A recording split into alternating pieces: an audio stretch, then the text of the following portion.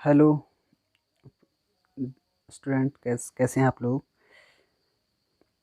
देखिए 1 जुलाई 2021 आज की डेट में आपका स्वागत है।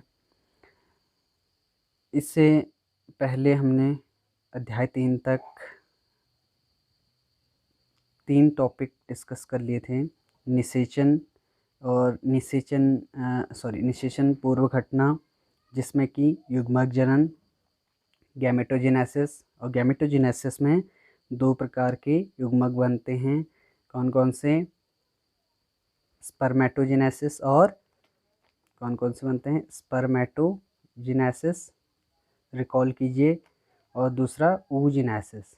तो इनको आपने डीपली पढ़ लिया था। और स्पर्मेटोजेनेसिस पढ़ने से पहले आपने मेल रिप्रोडक्टिव ऑर्गन्स को भी पढ़ लिया था, और oogenesis पढ़ने से पहले आपने फीमेल रिप्रोडक्टिव ऑर्गन्स को पढ़ लिया था। ठीक है। देन निषेचन पूर्व घटना के बाद मैंने क्लियर कर लिया था निषेचन को, यानी कि फर्टिलाइजेशंस। एक बार और आपको मैं इसको डिस्क्राइब करता हूँ कि शुक्राणु, नर युग्मक व मादा युग्मक आपस में मिलकर क्या बनाते हैं? जाइगोट बनाते हैं। ठीक है। नर युग्मक और मादा युग्मक मिलकर जो युग्मनज बनाते हैं, वही आगे जाकर के एक विकसित भ्रूण के रूप में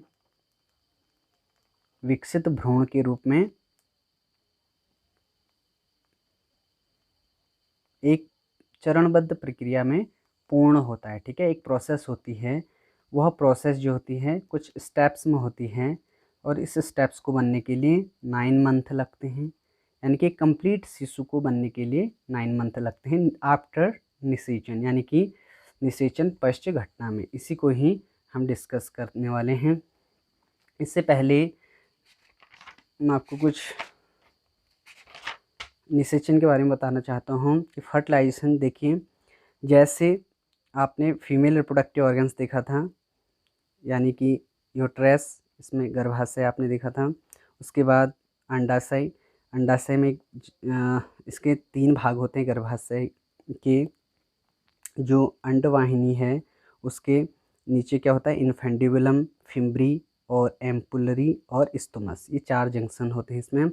और जैसे स्पर्म्स इसमें एंटर करता है, ठीक है, ओवरी से ओवम बाहर निकलते हैं, और ये कौन से स्थान पे मिलते हैं? एम्पुला और स्टोमस के बीच में मिलते हैं। यहाँ से स्पर्म एंटर करता है।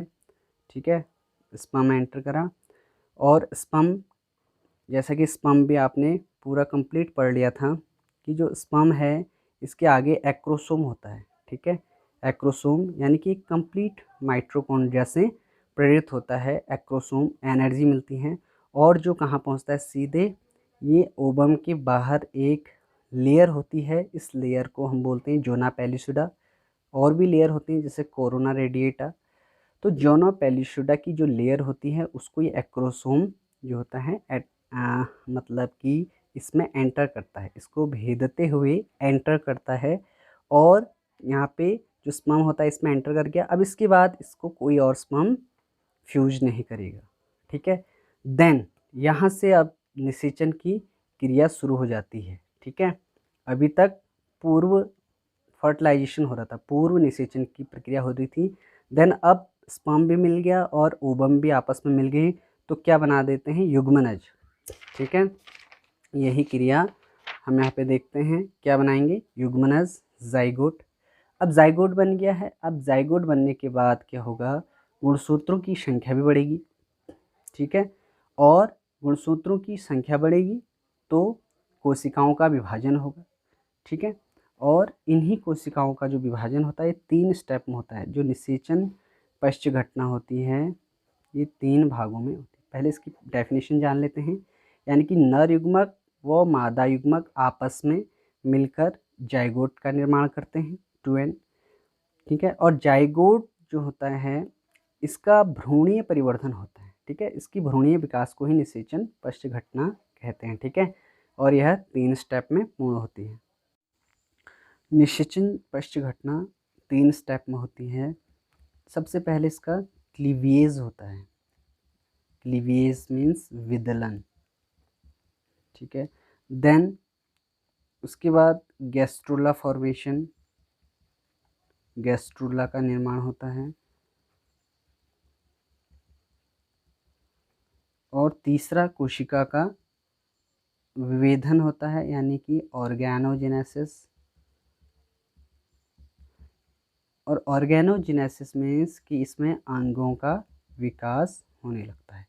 इन 3 स्टेप को ही हम पोस्ट फर्टिलाइजेशन इवेंट्स में रखते हैं, ठीक है। अब थोड़ा यहाँ पे देख लीजिए, जैसे ही यहाँ पे जो जोना पेलिसिडा की लेयर है, इसके अंदर इसको जो है चीरते हुए या भेदते हुए स्पर्म जो है एंटर करता है, और इसके बाद कोई और स्पर्म इस पर अटैक नहीं करता है, ठीक है। अब देन इसमें क्या हो जाएगा, अब निषेचन की प्रक्रिया पूर्ण होगी। अब जाइगोट बन गया, यानी कि जाइगोट 2n।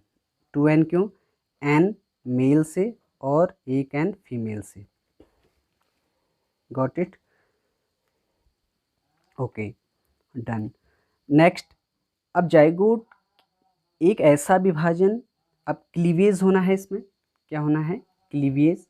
तो ऐसा विभाजन जिसमें साइटोप्लाज्म डिवाइड ना होकर के न्यूक्लियस डिवाइड होता है, ठीक है। यानी कि एक न्यूक्लियस है, तो यहीं तक ही देख लीजिए। एक बार पहले मैंने आपको बताया था कि अर्धसूत्री विभाजन केवल लैंगिक जनन में होता है, तो यहाँ पे अभी अर्धसूत्री विभाजन हो गया। अब समसूत्री विभाजन होगा, यानी कि 1 से 2 कोशिकाएं, 2 से 4, इस प्रकार से बनते रहेंगे, ठीक है। तो यहाँ पे साइटोप्लाज्म वही रहेगा, न्यूक्लियस या सेल जो है वो डिवाइड हो रहे हैं, ठीक है। 2 से फिर 4 कोशिकाएं बनेंगी, और फिर 4 से 8 कोशिकाएं बनेंगी, इस प्रकार से। और 8 कोशिका के बाद जो है 16 कोशिकाएं, इस प्रकार से 1 2 3 4 5 6 7 8, 1 2 3 4 5 6 7 8, 16 कोशिकाएं। इसी प्रकार से यहाँ पे लिख देता हूँ 32 कोशिका, ठीक है। अब जब 32 कोशिका आ जाती है तो इस स्टेज को बोलते हैं मोरूला। इस स्टेज को बोलते हैं मोरूला, ठीक है। देन फिर यह मोरूला जो है फिर फर्दर डेवलप्ड होती है 32 से 64 और 64 से 128। तो जब एक सेल अनलिमिटेड ग्रोथ होती है इसकी, यानी कि 128 स्टेज बनती है। हाँ, जब पहले 64 स्टेज तक ये लेयर बनती है तो इसको बोलते हैं ब्लास्टुला। ब्लास्टुला, इस स्टेज को बोलते हैं ब्लास्टुला। देन 64 के बाद जो लेयर बनती हैं, बहुत सारी लेयर बनती हैं 64 से 128 या 128 से और फर्दर, मतलब इसका दुगना आप करते रहेंगे तो दुगने सेल में ये बढ़ती रहेंगी। और कंप्लीट जो है 9 मंथ लगते हैं इसको बनने में, ठीक है। तभी कहते हैं कि डिलीवरी का टाइम कितना होता है? 9 मंथ होता है। तो ऐसे ही जब ये 128 इसकी सेल या इससे ऊपर हो जाती हैं तो जो गर्भाशय की दीवार है इसमें 3 लेयर होती हैं, ठीक है। इसमें 3 लेयर होती हैं, कौन कौन सी? सबसे बाहर को बोलते हैं हम पेरीमाइट्रियम। पेरीमाइट्रियम। उसके बाद जो इसके अंदर वाली है इसको बोलते हैं मायोमाइट्रियम। मायोमाइट्रियम। और जो अंदर की लेयर होती है इसको बोलते हैं एंडोमाइट्रियम।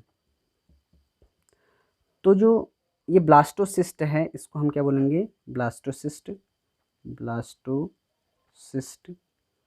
यह ब्लास्टोसिस्ट यहाँ पे रोपित हो जाती है, ठीक है।